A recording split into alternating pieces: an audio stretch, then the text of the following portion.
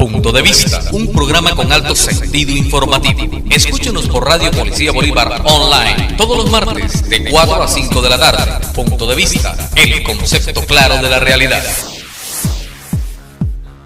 Muy buenos días, queridos amigos de Punto de Vista, el programa de Radio Policía Bolívar Online que se transmite todos los martes en este espacio especial.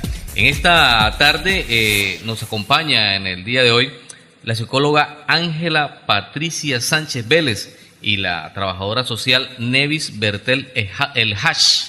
Ellas laboran en la parte de sanidad de la Policía Nacional. Y con ellas vamos a tratar un tema especial, un tema muy interesante.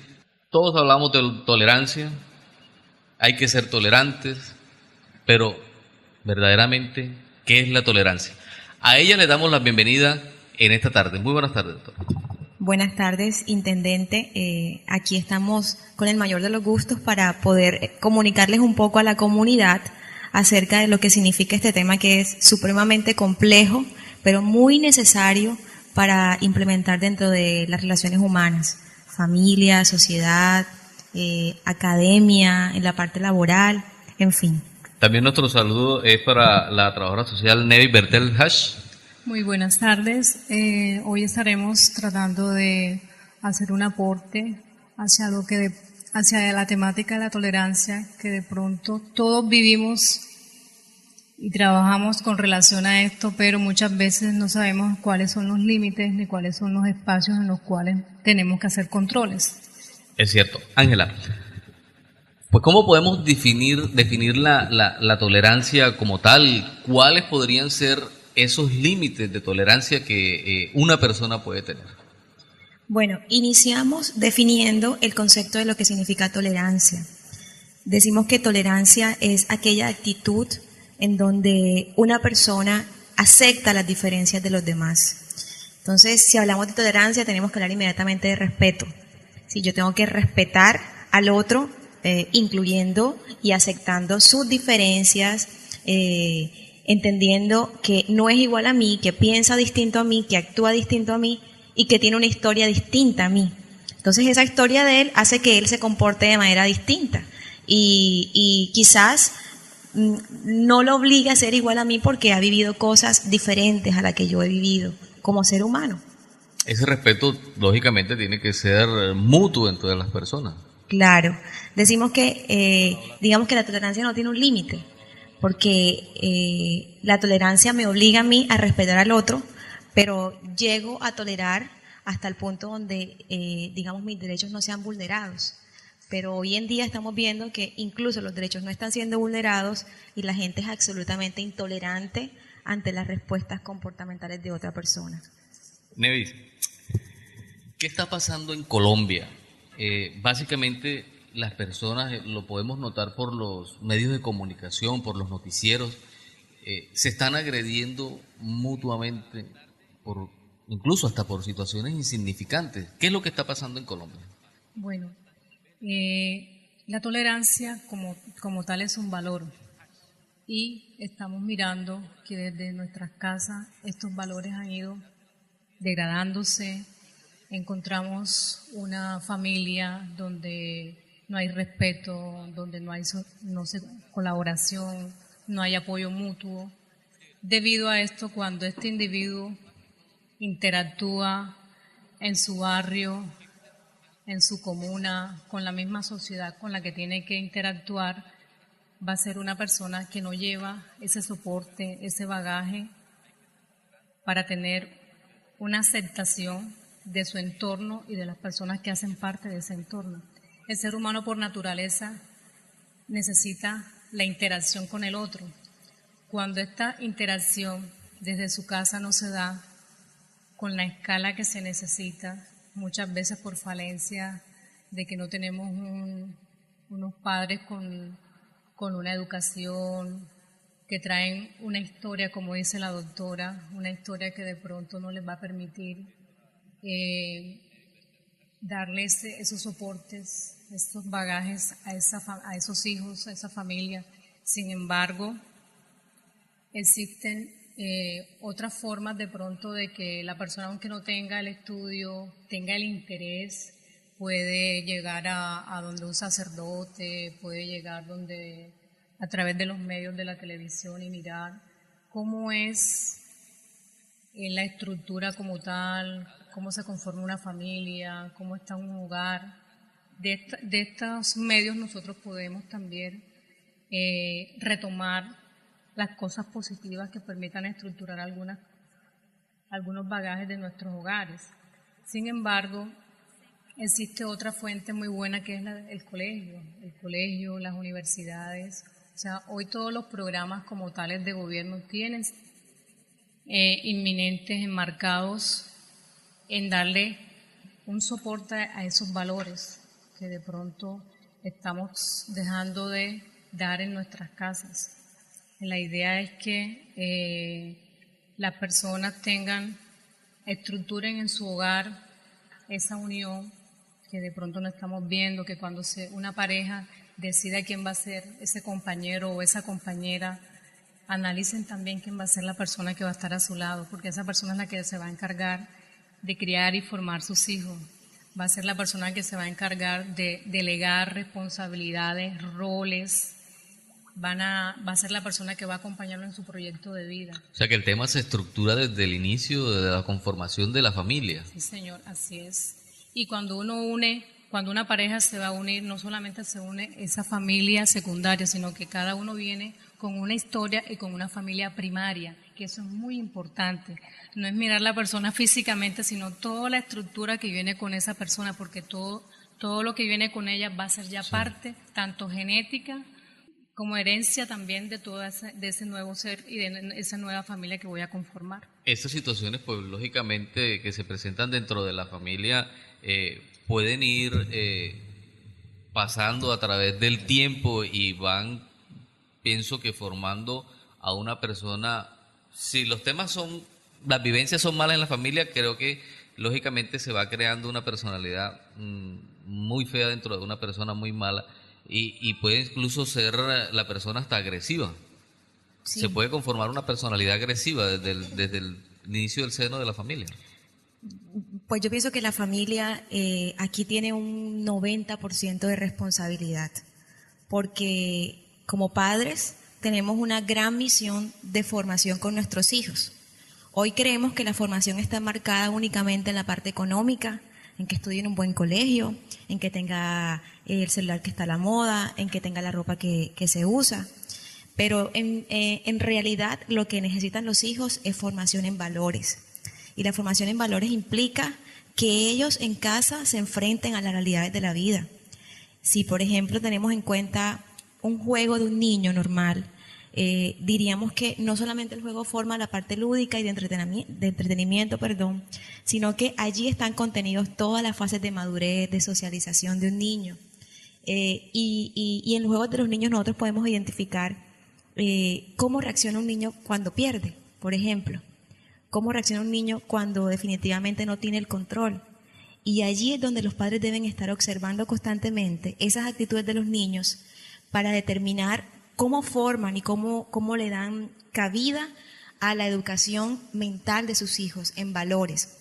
Entonces yo en casa tengo que enseñarle a mi hijo que hay que saber perder. Tengo que enseñarle a mi hijo que no todo se gana en la vida. Además tengo que enseñarle a mi hijo que en base a esa pérdida se tiene que volver a intentar para volver a ganar. ¿Sí? Hoy en día los papitos quieren que los hijos todo lo tengan fácil. Y claro, cuando los niños crecen con unos niveles bajos de tolerancia a la frustración. No saben frustrarse. Entonces, esperan que todo esté como ellos lo han pensado y como ellos lo han planeado. Sí. Claro, como la realidad es otra, se encuentran con que no todo en la vida es como lo han pensado y como lo han planeado.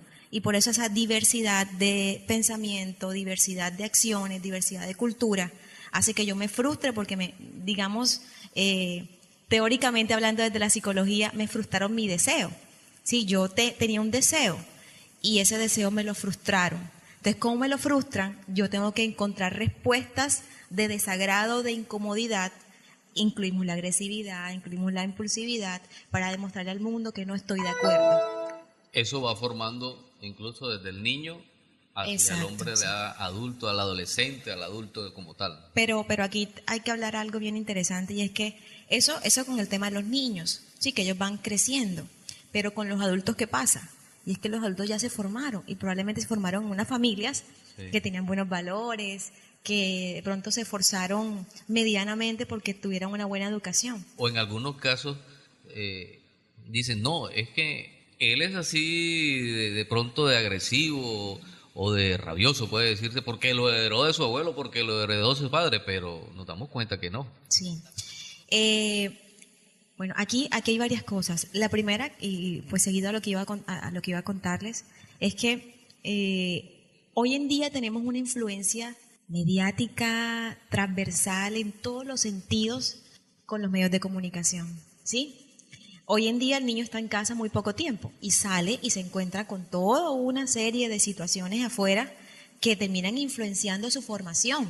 Entonces nos obliga más a los papás a pararnos firmes, a ser más constantes y más radicales en cuanto a la educación de nuestros hijos.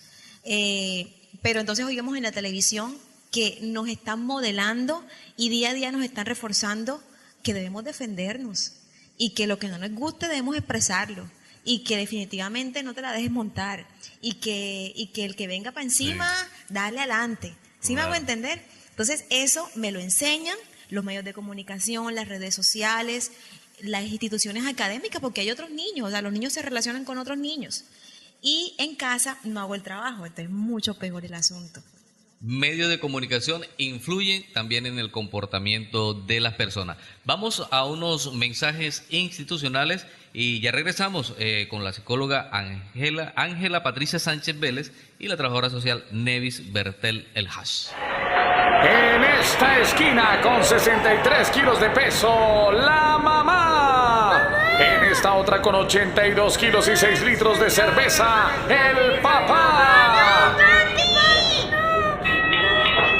El papá impacta un derechazo, un jab y un gancho al hígado y la mamá cae. Esto es un knockout. El público llora y se estremece. Los únicos invitados a esta pelea son tus hijos, y ellos no pueden detenerla. Solo por hoy evita el maltrato y la violencia intrafamiliar. Policía Nacional de Colombia. Ciudadano, informe a las autoridades cuando observe personas o vehículos sospechosos en la zona de trabajo o de vivienda. Su oportuna denuncia podría evitar la pérdida de su vida y la de los suyos. Policía Nacional. Comunicaciones para la paz.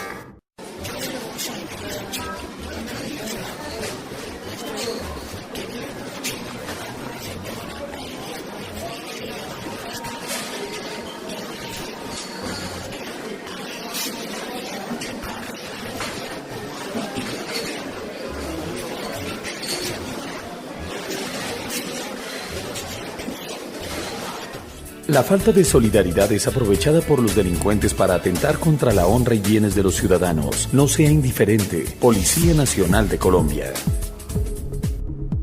Bueno, y regresamos nuevamente con este tema interesante sobre la tolerancia. Estábamos hablando de los medios de comunicación que se han convertido prácticamente en factores también que determinan incluso hasta la personalidad de los niños, de los adolescentes, hasta de los adultos.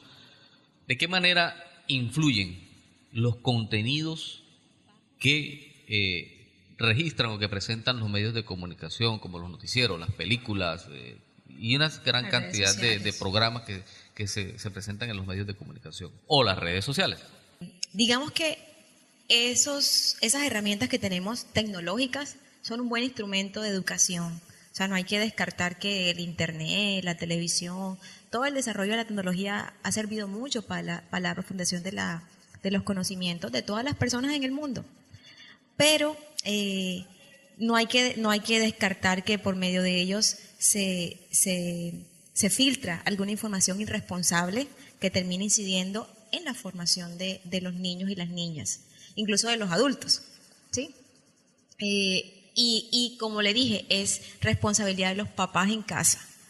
La educación en base a esos programas de televisión, a ese internet, a ese Facebook, a ese Twitter, a ese Instagram, porque definitivamente si yo en casa no establezco unas reglas y unas normas básicas con relación a lo que debo tomar de ese programa de televisión, a cuánto tiempo debo estar en el internet, a cuánto tiempo debes estar en una fiesta, evidentemente mi hijo tiene ahí dos salidas o dos actitudes. Sí, una actitud en casa que es que me está enseñando la regla, pero que se flexibiliza con la otra parte. Sí. Y una que evidentemente es mucho más chévere, es mucho más agradable para mí porque hace parte de la experiencia de la vida y que bueno, que esta y la otra terminan luchando, ¿verdad? Porque la casa y la calle terminan luchando, pero que la casa debe ganar la lucha siempre. Y lo que pasa es que los papitos nos cansamos.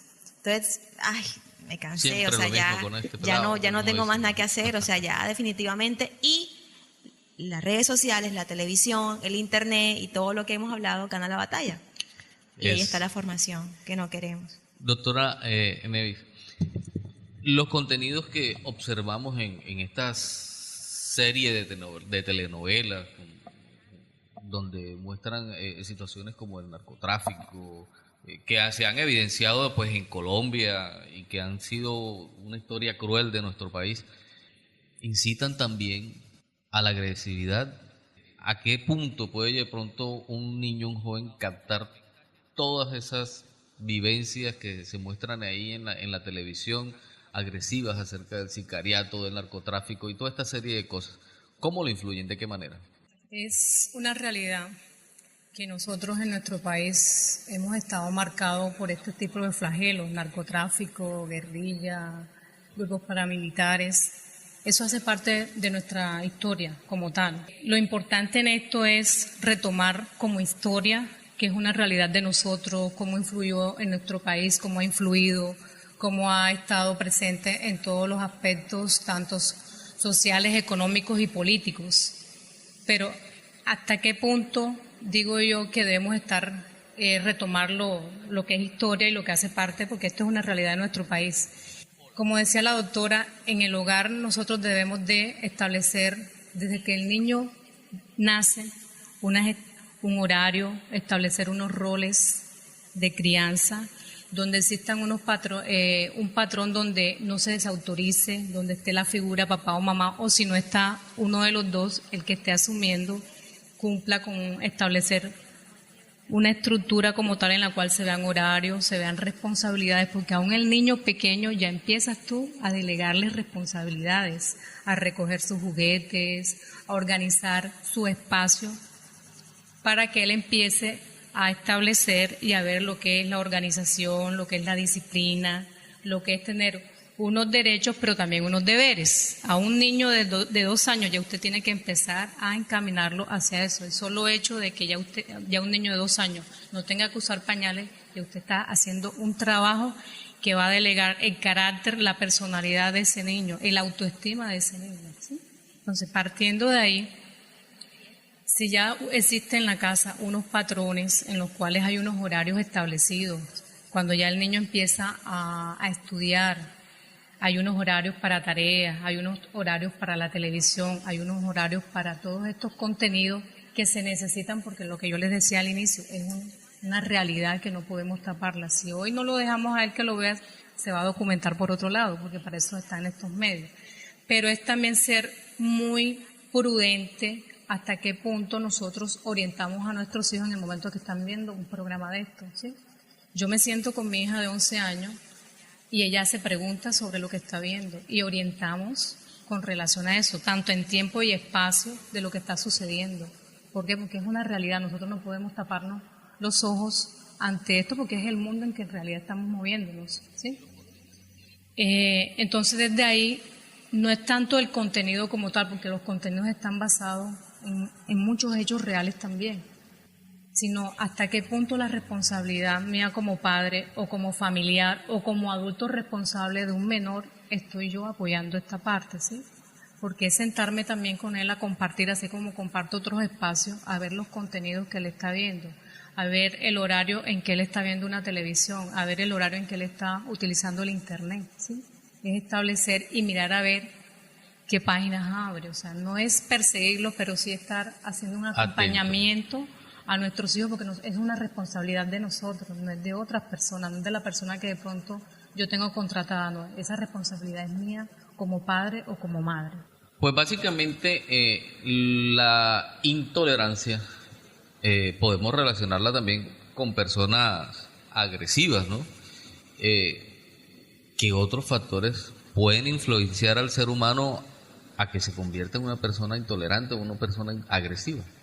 Como decía la doctora, mirando de pronto que es muy claro ahora, tanto los medios como la educación como tal te está enseñando cuáles son tus derechos, deberes. O sea, ya tú encuentras a un niño documentado, un adulto documentado ante lo que él está expuesto, ante lo que él está en el rol que se está desempeñando, sea educativo, sea trabajador. Tiene ya muy claro que tiene unos derechos. Los medios de comunicación te lo están recordando, te están diciendo tú tienes derechos, no te quedes quieto, la radio, la televisión, ¿sí? Entonces, con relación a eso, tú encuentras que si esta persona levanta la mano, tú miraste qué sucedió con él, ¿sí? Y claro, tú empiezas a generar copias, ¿sí? Porque esto es un modelo, yo me estoy copiando. Y si soy un niño en que estoy en formación más todavía, estoy copiando el modelo de lo que estoy viendo. Entonces, ahí es la parte donde yo les digo que el menor necesita que esté el adulto ahí. Porque de pronto yo tengo estructurada de pronto una familia con una escala de valores de acuerdo a mis condiciones, le tengo horario, hay un rol definido, hay un plan definido para cada persona. Pero me encuentro que él se está exponiendo a un medio donde hay matoneo, un medio donde encuentro una profesora, un profesor que grita, que no es democrático, que de pronto está viendo todo lo diferente a lo que está recibiendo en la casa. Y él empieza a hacer preguntas o empieza a transmitirlo a través de pronto de un juego, como decía la doctora. Tú empiezas a mirar que tu hijo te está reflejando algo, te está diciendo algo, ¿sí? Con el comportamiento, con la forma como se sienta, con la forma como te responde, con la forma como está hablando, está tomando actitudes de modelo, sea de la televisión o de otro compañerito.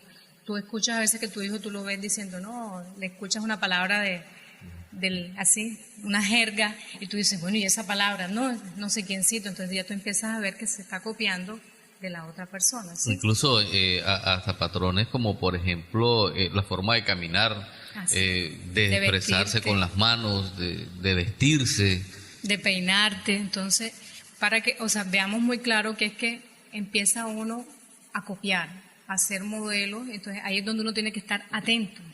Los papás tenemos que estar muy atentos, porque es que si tú dejas que las cosas trasciendan, va a llegar un momento en que tú no puedes detener eso, ¿sí?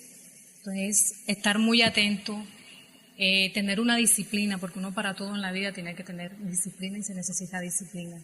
Entonces, estar muy atentos con los hijos, independientes de que existan otras personas que los estén cuidando. Uno ya sabe cuál es el horario de cada cosa, cuál es el movimiento, con quién interactúa, está muy interesado quiénes son los compañeros con que anda.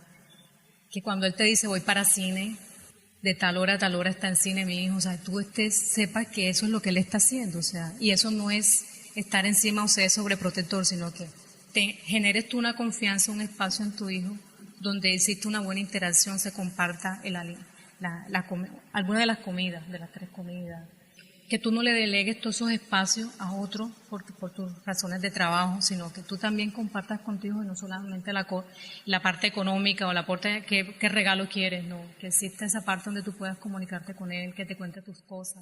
Bueno, factor importante, la disciplina también está encaminada a la tolerancia, a ser tolerantes. Vamos a unos mensajes institucionales y continuamos ya en este tema interesante con la psicóloga Ángela Patricia Sánchez Vélez y la trabajadora social Nevis Bertel. Away, far away, to the corners of the earth, all nations. Una sola persona puede dañar todo lo bueno que hacen los demás. Por eso denuncie cualquier acto de corrupción de los miembros de la Policía Nacional, porque usted tiene derecho. Línea de atención al ciudadano 315-9111, 315-9112 en Bogotá y en todo el país 018-910-112, 018-910-600. Policía Nacional. Mi nombre es Clara. Hace unos días llegando del trabajo, varios hombres armados se me acercaron con un cuchillo y me robaron lo que llevaba. Pero lo más triste es que por ahí estaban varias personas y solo se quedaron mirando lo que me hacían. Más que me robara, me dolió que nadie hace nada por ayudarlo a uno. La falta de solidaridad es aprovechada por los delincuentes para atentar contra la honra y bienes de los ciudadanos. No sea indiferente. Si usted es testigo de este delito, avísenos inmediatamente. Memorice rostros y señas particulares de los delincuentes. Alerte a otras personas sobre lo que está sucediendo. Entre todos podemos lograrlo. Policía Nacional de Colombia. Continuamos con la doctora Ángela Patricia Sánchez y la trabajadora social Nevis Bertel, que ellas pertenecen a la parte de sanidad del Departamento de Policía Bolívar. Tratando acerca de los niveles de agresividad en una persona, ¿se pueden identificar estos niveles de agresividad desde la infancia misma? Claro que sí. Usualmente, todas las patologías que existen desde salud mental para el tema de niños, lo que tiene que ver con trastornos del estado de ánimo, de ansiedad, de comportamiento, pueden ser obviamente identificados porque cada uno de ellos tienen criterios, digamos, o características como tal para determinar si un niño es o no es, ¿sí?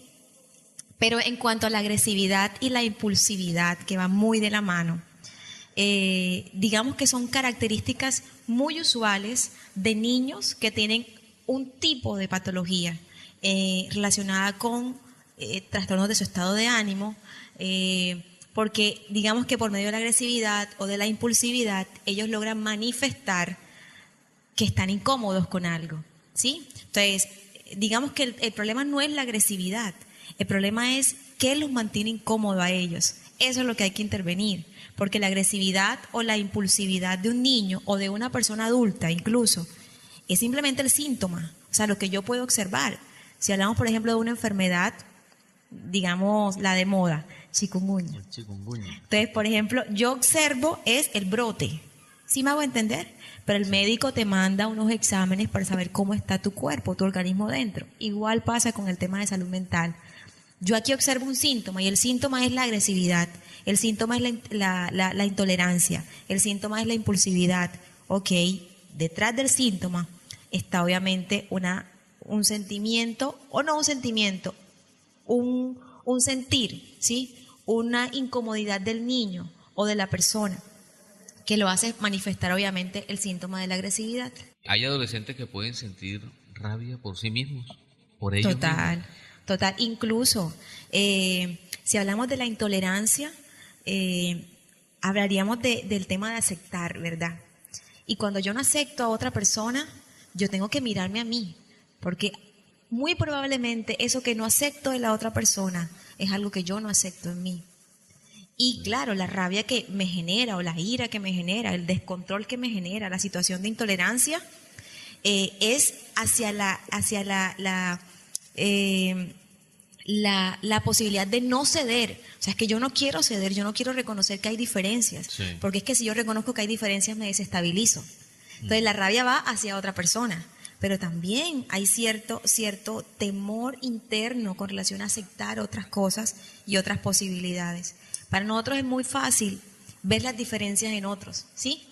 Y por las creencias que hemos tenido, y aquí hemos hablado bastante de la agresividad y la intolerancia en el ámbito familiar y en el ámbito de los niños.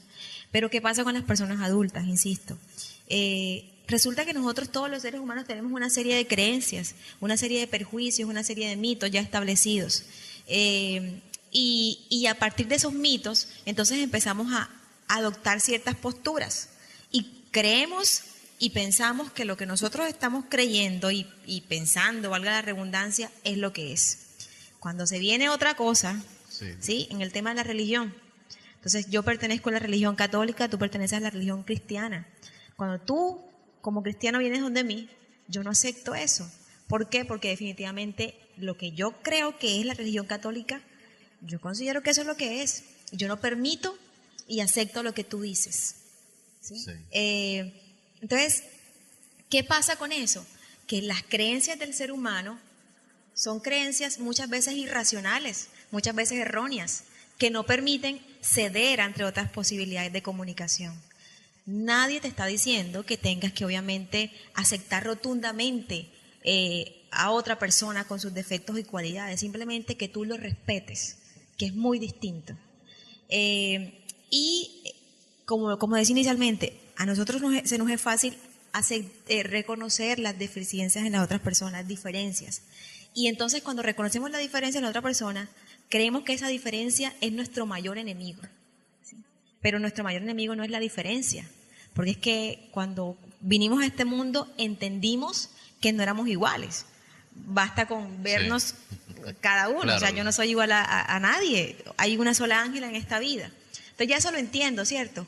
Pero entonces lo que no he entendido es que hay diferentes formas de pensar y que la gente es libre de pensar como quiera. Y además, que entonces no es enemigo la diferencia, ¿sí? Porque ella puede pensar como quiera. Se vuelve enemigo mi creencia rotunda y radical de que las cosas son como yo digo. Eso es el enemigo. Y de ahí es que empieza a salir todos los síntomas, agresividad, todo lo que hemos hablado. Con las personas adultas pasa algo bien interesante, y es que las mismas creencias que hemos construido en nuestra historia, la que hemos hablado hoy, son las que más adelante le dan significado a las cosas. Entonces, por ejemplo, si hablamos de experiencias negativas que vivamos de adultos, entonces la gente dice, no, pero es que el antes no era así, el antes no era agresivo, pero ahora se volvió agresivo. Resulta que esa persona tenía estructurada en su personalidad una serie de creencias, una serie de perjuicios, y como se encontró con una experiencia negativa a la que le dio significado por su historia, sí, hoy reacciona así, hoy está descontrolado, es que yo no estaba acostumbrado a esto, ahora me descontrolo, me desestabilizo y por tanto soy agresivo. Doctora, hay aspectos, por ejemplo, hay mitos en Colombia, en todas nuestras regiones, y una pregunta muy clave. Estos mitos, como por ejemplo la parte cultural, ¿tiene algo que ver también con la intolerancia? Total. Nada más pudimos observar en estos días la muerte en París de unas personas que trabajaban en un periódico que publicaban algunas caricaturas. Llegaron 3 personas y los mataron porque no toleran el tema de la agresión. Es decir, para ellos es agresión, pero es simplemente una percepción de diferentes puntos de vista en cuanto a una religión. Entonces la cultura sí incide muchísimo. Por lo tanto, tenemos que irnos inmediatamente a Colombia. ¿Qué pasa cuando un costeño se va para Medellín o para Bogotá? ¿Sí? Y lo observan de pronto siendo espontáneo, y lo observan de pronto actuando como actuamos los costeños. Eso genera rechazo enseguida en algunas personas del interior. ¿Qué pasa cuando un cachaco, como le decimos nosotros, se viene a Cartagena? Empezamos a criticar, empezamos a juzgarlo, porque claro, no estamos acostumbrados a ese tipo de comportamientos o de actitudes en ello. Entonces la cultura tiene muchísimo que ver. Aquí tenemos que hablar del tema del racismo, del tema de las religiones, del tema de la cultura, del tema grupos sociales, de los grupos sociales, los grupos sociales y estratos sociales que están acostumbrados a un modo de vida, a un estilo de vida en base a unas actitudes, a unos pensamientos, a unas creencias. Cuando llega otro con otras actitudes y creencias, y modo y estilo de vida, ahí se genera choque. Pero lo que queremos de pronto, el mensaje de este tema es que cada quien abra las ventanas de comunicación y de posibilidades que existen. Y a donde tenemos que llegar finalmente es a la elaboración de habilidades de resolución de conflictos. ¿Sí? Es que nadie te está diciendo que tú no vas a tener conflicto. Nadie te está diciendo que tú tienes que tolerar todo. Sí. Es que tienes que solucionar lo que no toleres de forma adecuada, porque lo último que tiene que pasar es que llegues a odiar y a irritarte y a ser agresivo con otra persona que es igual a ti. Importante lo que usted acaba de decir. La cultura también es un factor determinante en los temas de tolerancia e intolerancia. Vamos a escuchar un tema musical y ya regresamos con la psicóloga Ángela Sánchez y la trabajadora social Nevis Bertet.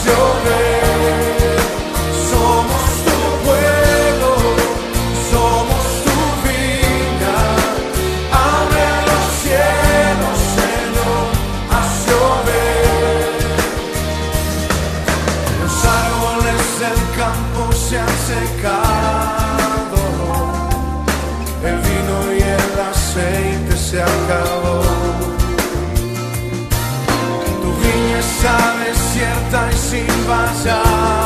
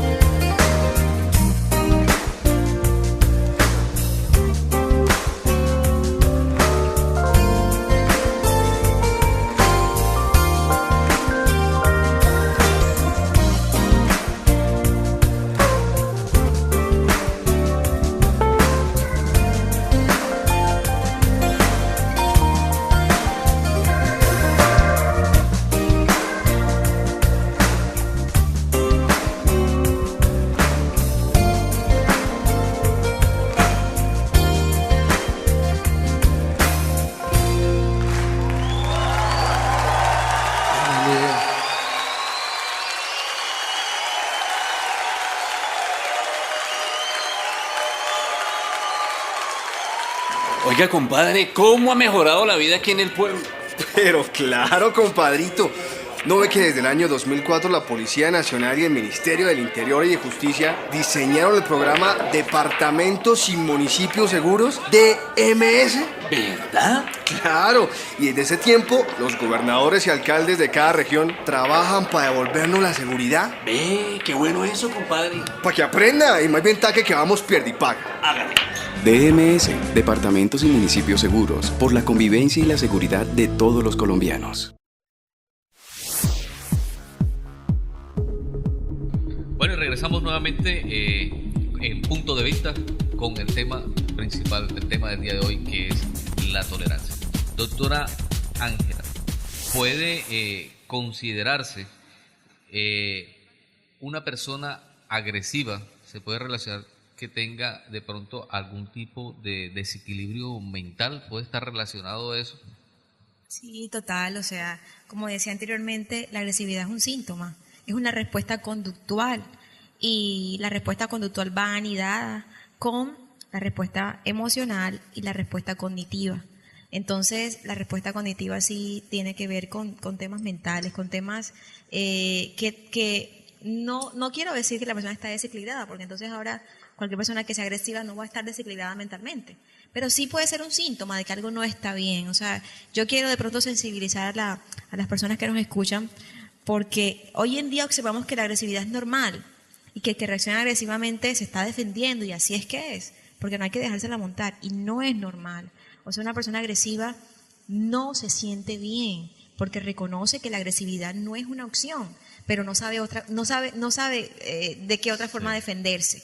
Entonces, la agresividad sí puede ser un indicador de que algo no está bien a nivel psicológico, ¿sí? Porque no es una manera sana de reaccionar, digamos, para que poder hacerme entender.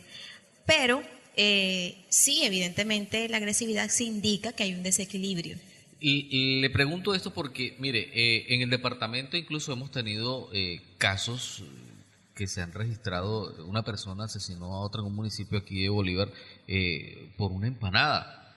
Imagínense, incluso hemos mirado también en los noticieros últimamente los taxistas, lo que ha pasado con algunos taxistas que se han bajado de sus vehículos a bajar a sus pasajeros con machetes, con palos, y hay una cantidad de agresiones, y esos son ejemplos mínimos que de pronto podemos observar. O sea, ¿por qué reaccionan las personas de esta manera?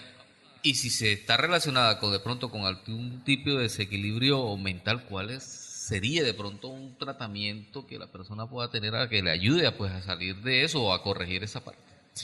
Yo creo que lo más importante es que las personas que se identifiquen como agresivas o como inestables a nivel emocional, como con estas respuestas rápidas de impulsividad, de ira, de descontrol, sean conscientes de que tienen un problema y de que deben cambiarlo, ¿sí? Si una persona no es consciente de que necesita ayuda, de que necesita de pronto generar cambio en su vida y en su forma de relacionarse con otros, nadie lo va a hacer consciente. Entonces, inicialmente que sea consciente, que se encierre en su cuarto o que se vaya solo a reflexionar con relación a que definitivamente está haciendo cosas que no le hacen bien a él. Porque, decir, quien mata por una empanada, listo, la víctima fue la persona que falleció desafortunadamente, pero esa persona que cometió el acto de matar a otro no está bien. O sea, no está bien desde ningún punto de vista. Claro, tiene que pagar obviamente por su delito, pero no está bien a nivel emocional, a nivel mental, a nivel comportamental, porque no reacciona de forma adecuada. Y el tratamiento psicológico, digamos, lleva muy de la mano todo el apoyo, todas las redes de apoyo que pueda tener la persona. Muchas veces en la familia reforzamos ese tipo de conductas, no nos importan ese tipo de conductas. Y las redes de apoyo familiar, social, académicas, hacen muchísimo en el proceso de recuperación emocional de un paciente.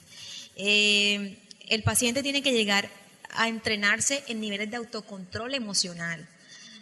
Yo cuando quiero autocontrolarme en la parte emocional, no lo hago para de pronto no causarle daño a otra persona, no lo hago por causarme daño a mí.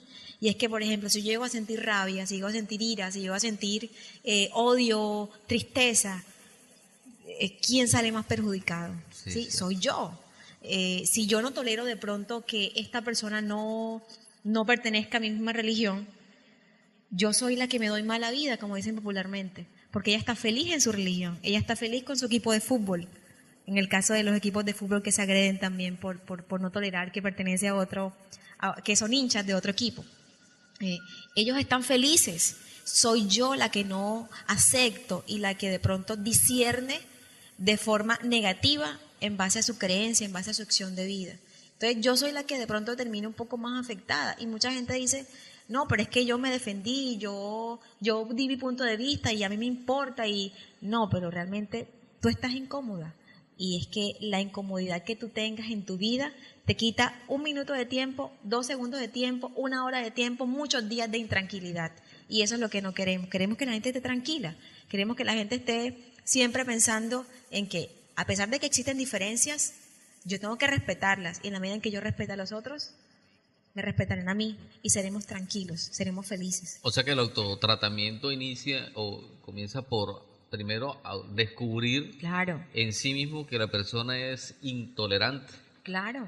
Y yo creo que aceptarlo. Las personas deben aceptarlo. La familia ayuda a ese proceso.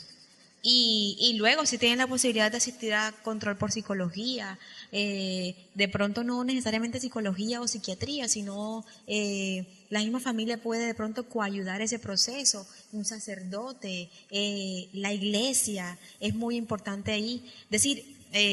Pero sí tiene solución, lo que decía inicialmente, la persona debe aprender a solucionar los conflictos. Y uno soluciona los conflictos cuando contempla varias posibilidades. Uno no soluciona los conflictos contemplando una sola posibilidad, porque como no te salga esa sola posibilidad, ¿qué pasa?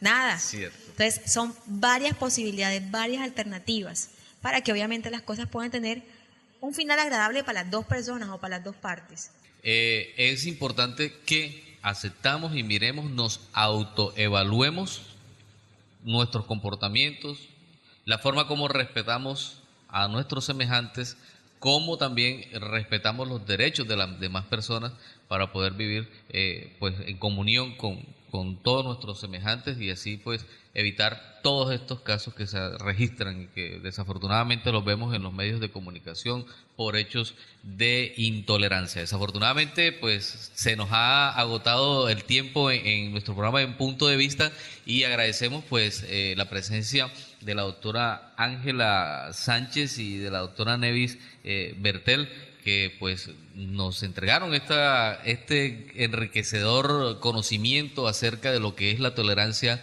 y pues su forma y la forma de cómo tratarla. A ustedes pues están abiertas siempre las puertas de nuestro programa y pues estamos muy contentos de que hayan estado aquí con nosotros en el día de hoy. Bueno, muchísimas gracias y a la orden. En cuanto se dé nuevamente la oportunidad, con muchísimo gusto estaremos apoyando desde lo poquito que sabemos a la comunidad. Bueno, ellas son la psicóloga Ángela Sánchez y la trabajadora social Nevis Bertel, que pertenecen a Sanidad de la Policía Nacional, entregándonos todo el tema referente a la tolerancia. Recuerden que estuvimos bajo la dirección del señor coronel Rafael Restrepo Londoño como comandante del Departamento de Policía Bolívar. En el máster de sonido me acompañó en esta tarde el patrullero John Fader Almenteros Calderín y conductor de este programa, el señor intendente jefe Danilo Ausa, quien les habla y quien nos invita para el próximo martes a Punto de Vista.